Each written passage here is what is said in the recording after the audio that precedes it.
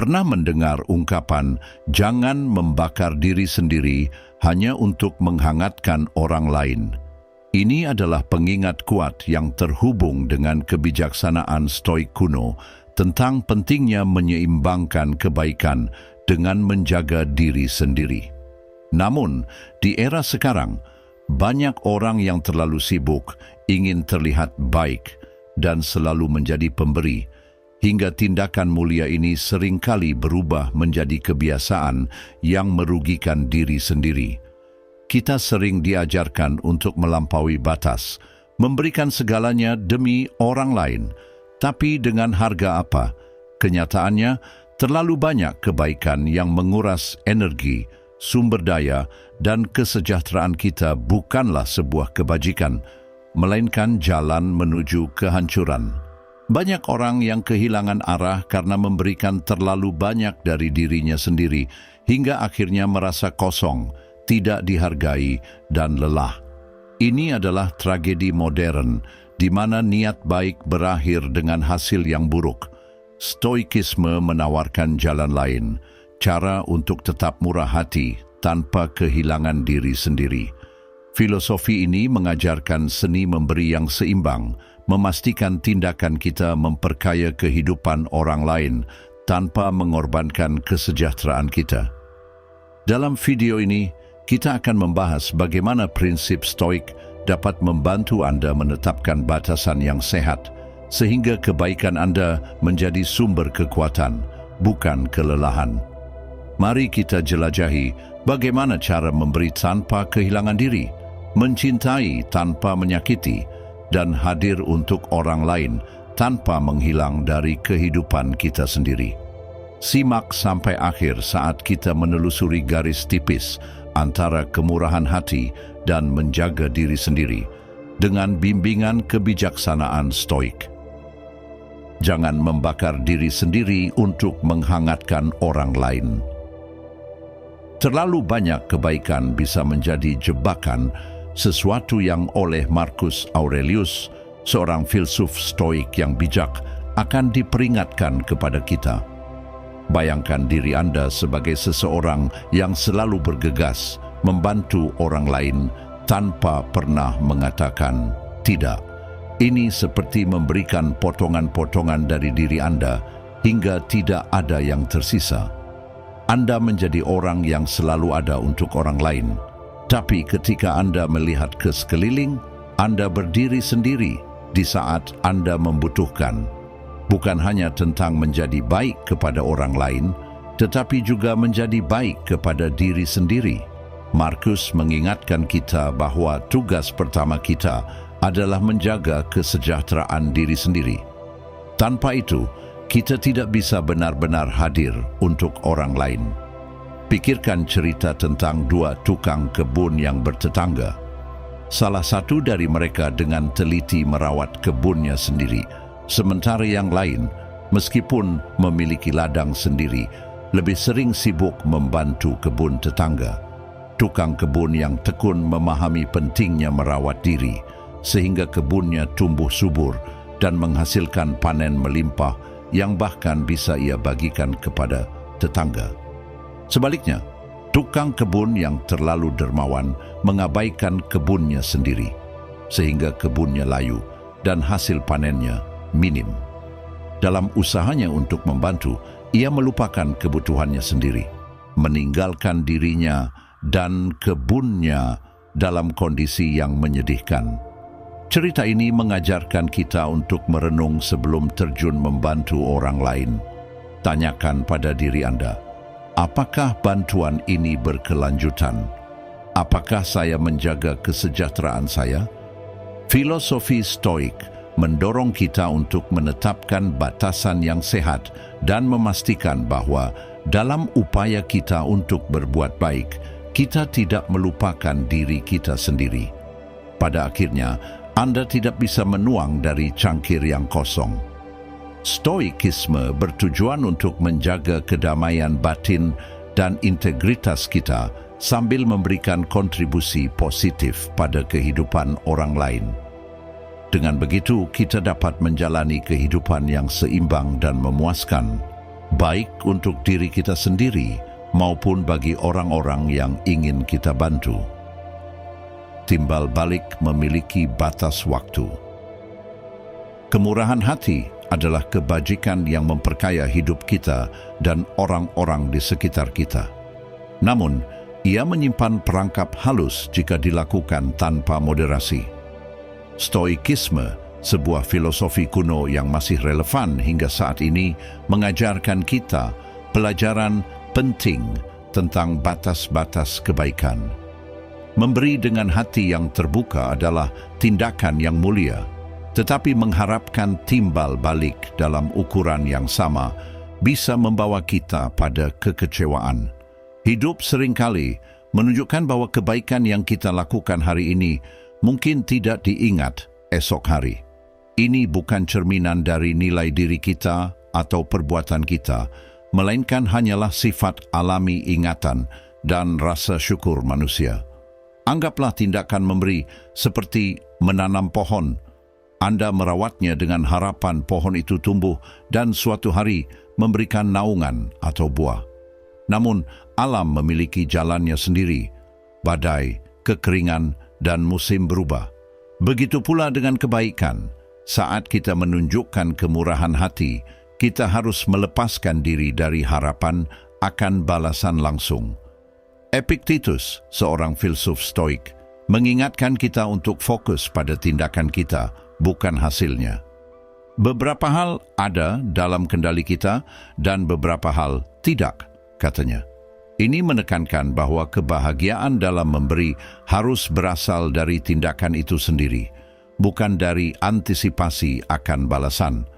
Dengan menerapkan pola pikir ini, kita terlindungi dari rasa sakit akibat harapan yang tak terpenuhi.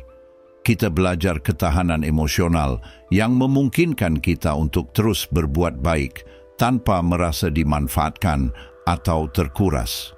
Ini bukan berarti kita harus mengeraskan hati, tetapi menemukan keseimbangan. Akui bahwa dampak dari kebaikan Anda adalah cerminan dari karakter Anda, bukan sebuah transaksi. Dengan cara ini, kita melindungi ketenangan pikiran kita sekaligus memupuk kemurahan hati yang murni, berkelanjutan, dan benar-benar memuaskan. Prinsip Stoik ini mengajarkan kita untuk memberi secara bijak, memastikan kebaikan kita memperkaya hidup kita, terlepas dari bagaimana dunia merespons.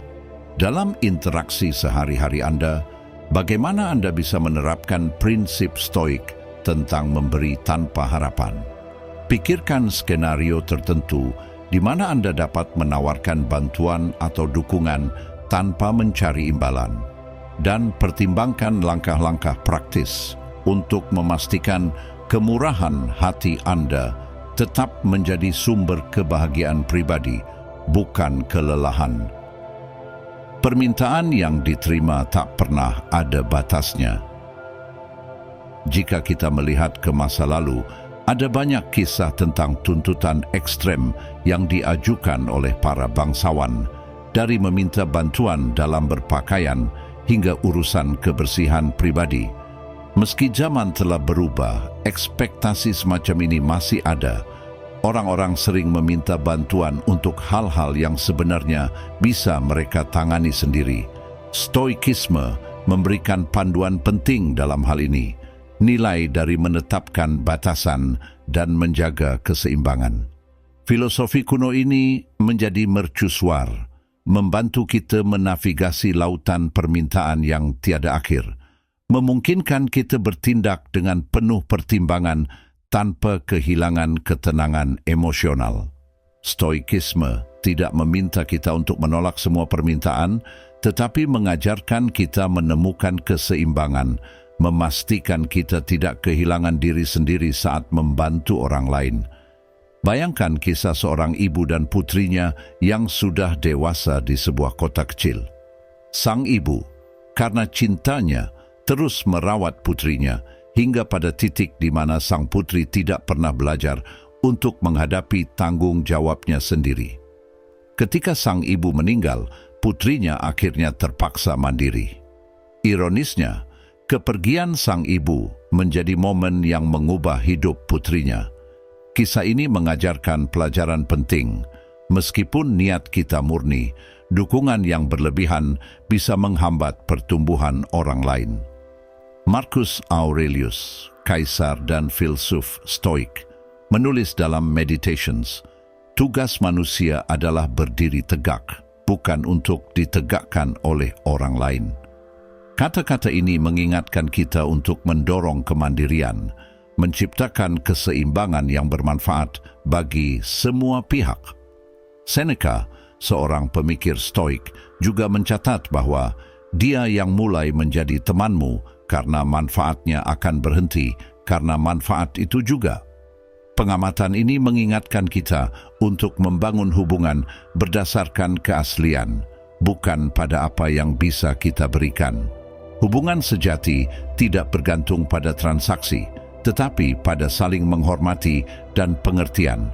Stoikisme mengajarkan kita untuk menghargai diri kita sendiri, bukan berdasarkan apa yang bisa kita berikan, tetapi siapa kita sebenarnya. Dengan menetapkan batasan dan melindungi kesejahteraan kita, kita bisa mendukung orang lain dengan cara yang lebih bermakna. Dengan memprioritaskan tanggung jawab dan kebutuhan kita sendiri, kita tidak hanya menjaga keaslian kita, tetapi juga melakukan tindakan kebaikan yang lebih tulus. Pendekatan seimbang ini membantu kita tetap setia pada diri sendiri dan nilai-nilai kita. Saat kita menghadapi tuntutan kehidupan modern, ingatlah bahwa menjaga kebutuhan diri bukanlah tindakan egois, melainkan langkah penting untuk menjaga diri dan memberi dengan bijak. Dipandang dan diperlakukan sebagai orang lemah. Stoikisme mengajarkan pelajaran penting tentang ketangguhan batin dan penguasaan diri. Filosofi ini berbicara tentang membangun benteng di dalam diri kita, mengasah seni pengendalian diri, dan menarik garis tegas yang mendefinisikan ruang pribadi kita. Jika kita terus-menerus menuruti permintaan orang lain, ironisnya, kita bisa mulai dilihat sebagai sosok yang lemah. Tanpa batasan yang jelas, kita menjadi mudah dimanfaatkan oleh mereka yang melihat kemurahan hati kita bukan sebagai kekuatan, tetapi sebagai celah untuk mengambil keuntungan. Siklus ini, yang penuh dengan pengorbanan berlebihan dan eksploitasi, menguras energi kita, meninggalkan kita merasa tak dihargai dan terbebani. Namun, saat kita mulai tegas mengatakan tidak, perubahan besar terjadi. Kita tidak lagi menjadi orang yang selalu dituju untuk setiap permintaan. Ketegasan ini menunjukkan rasa hormat baru terhadap diri kita sendiri, mengirimkan sinyal kepada orang lain bahwa kita menghargai waktu dan energi kita, sehingga mereka pun mulai menghormati kita. Cicero, seorang filsuf besar dalam Stoikisme, mengatakan, "Apa yang Anda pikirkan tentang diri Anda jauh lebih penting daripada apa yang orang lain pikirkan tentang Anda."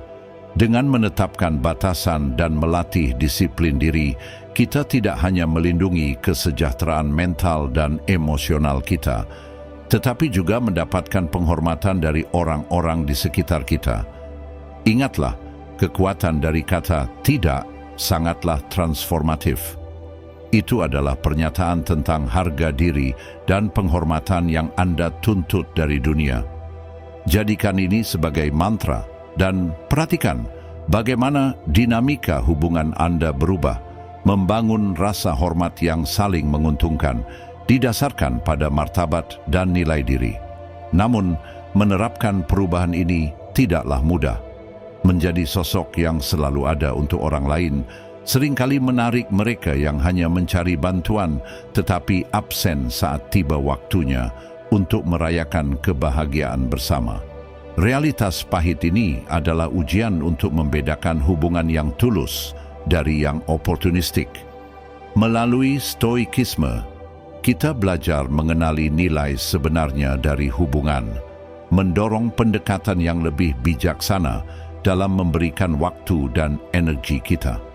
Prinsip Stoik tentang menetapkan batasan tidak hanya meningkatkan kesejahteraan pribadi kita, tetapi juga meningkatkan kualitas hubungan kita. Anehnya, saat kita menghormati diri sendiri cukup untuk mengatakan tidak, seringkali kita justru mendapatkan lebih banyak penghormatan dari orang lain. Dengan mempraktikkan kebijaksanaan Stoik, kita tidak hanya melindungi diri dari kelelahan, tetapi juga membangun hubungan yang benar-benar memperkaya dan saling menghormati. Strategi agar kebaikan kita tidak dimanfaatkan oleh orang lain. Strategi pertama, hilangkan rasa takut untuk mengatakan tidak. Pernahkah Anda merasa berat untuk mengatakan tidak? Perasaan itu seringkali berasal dari pelajaran masa kecil kita yang menghubungkan sikap baik dengan penerimaan. Pelajaran ini yang tertanam dalam diri kita sejak dini sering disertai dengan rasa takut akan penolakan, membentuk keyakinan bahwa nilai diri kita terletak pada kemampuan kita untuk terus-menerus memenuhi harapan orang lain. Namun, Stoikisme mengundang kita untuk menantang dan membongkar keyakinan lama ini. Filosofi ini mendorong kita untuk hidup dengan pilihan yang disengaja, bukan dikendalikan oleh bayangan ketakutan atau kebiasaan masa lalu. Sebagai orang dewasa, kita memiliki kebebasan untuk mendefinisikan ulang hubungan kita, menyadari bahwa ketakutan yang tertanam di masa kecil itu tidak lagi memiliki kendali atas kita.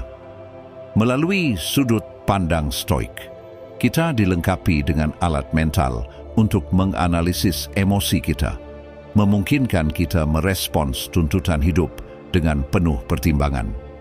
Mengatakan tidak, terutama ketika permintaan mengganggu kesejahteraan atau rasa keadilan kita, menjadi tindakan menghormati diri sendiri sekaligus latihan penting dalam kemandirian.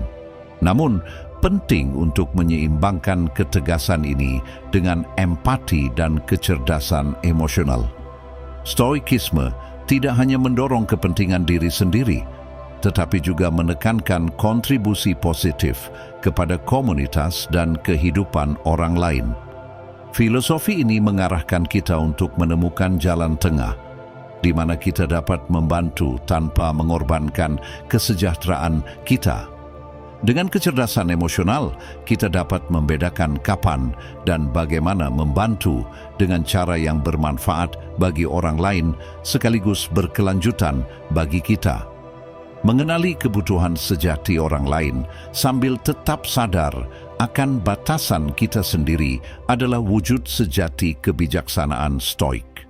Hal ini memastikan bahwa kebaikan kita adalah tindakan disiplin diri yang penuh kasih, menciptakan masyarakat yang penuh penghormatan dan dukungan bersama.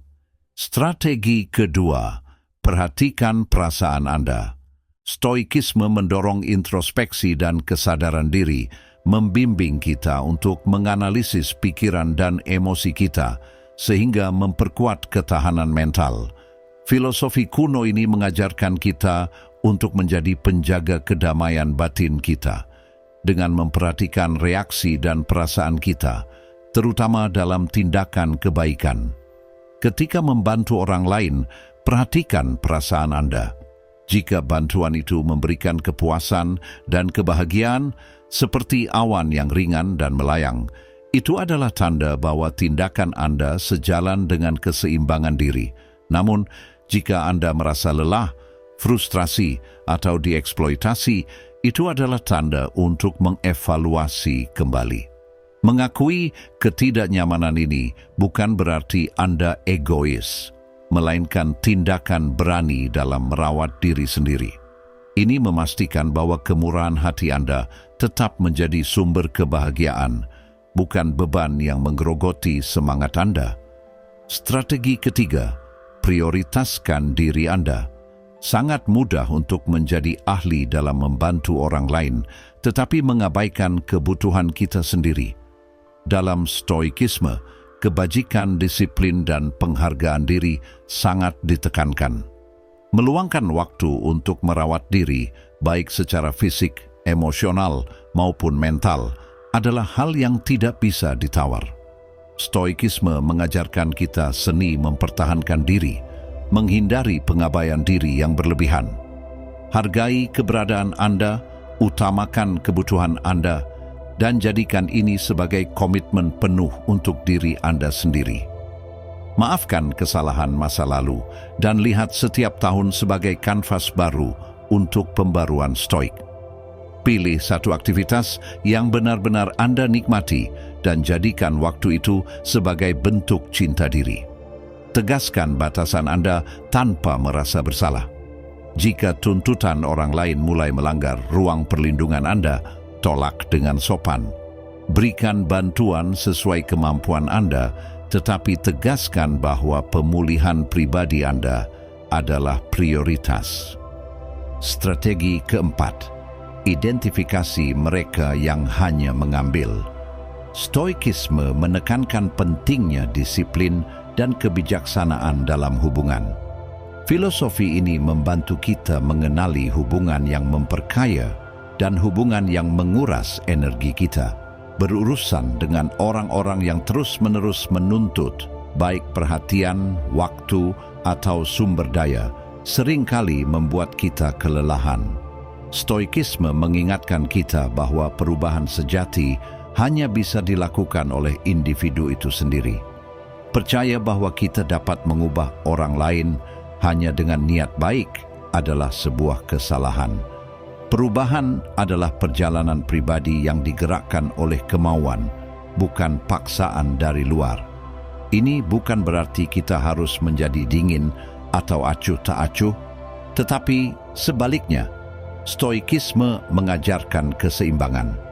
Tindakan kebaikan harus dilakukan dengan penuh pertimbangan, memastikan bahwa kemurahan hati kita tidak mengorbankan vitalitas kita sendiri. Hubungan yang sehat adalah hubungan di mana kedua belah pihak tumbuh, bukan yang hanya meninggalkan salah satu pihak terkuras. Sebagai contoh, Seneca, pemikir stoik terkemuka, berkata, "Kebaikan adalah harta karun, manfaatnya harus disimpan seperti harta yang terkubur, hanya dikeluarkan ketika benar-benar diperlukan." Kata-katanya mengingatkan kita untuk menggunakan kemurahan hati dengan bijak, sambil mengakui bahwa kita semua terhubung sebagai manusia. Apa yang paling menarik perhatian Anda dari diskusi hari ini? Beritahukan pendapat Anda di kolom komentar. Jika pesan ini terasa bernilai bagi Anda, dan Anda ingin mengetahui lebih lanjut tentang bagaimana stoikisme dapat meningkatkan kualitas hidup Anda, jangan lupa untuk menyukai, membagikan, dan subscribe channel kami. Dukungan Anda sangat berarti dalam membantu kami menyebarkan pengetahuan dan terus menciptakan konten yang relevan dengan kehidupan Anda. Mari bersama-sama membangun komunitas yang penuh rasa ingin tahu, bersemangat untuk belajar, dan tumbuh bersama. Dengan mempraktikkan kebijaksanaan stoik, kita tidak hanya melindungi diri dari kelelahan emosional, tetapi juga menciptakan hubungan yang tulus, penuh penghormatan, dan saling menguntungkan. Hidup dengan stoikisme bukan berarti hidup tanpa emosi atau kepedulian, tetapi justru sebaliknya. Filosofi ini adalah tentang menemukan keseimbangan, menjaga ketenangan batin, dan memberikan kebaikan dengan bijak. Dengan melibatkan prinsip-prinsip ini dalam kehidupan sehari-hari, kita tidak hanya memperkuat hubungan kita dengan orang lain, tetapi juga memperkaya hubungan kita dengan diri kita sendiri. Terima kasih telah menonton, dan sampai jumpa di video berikutnya.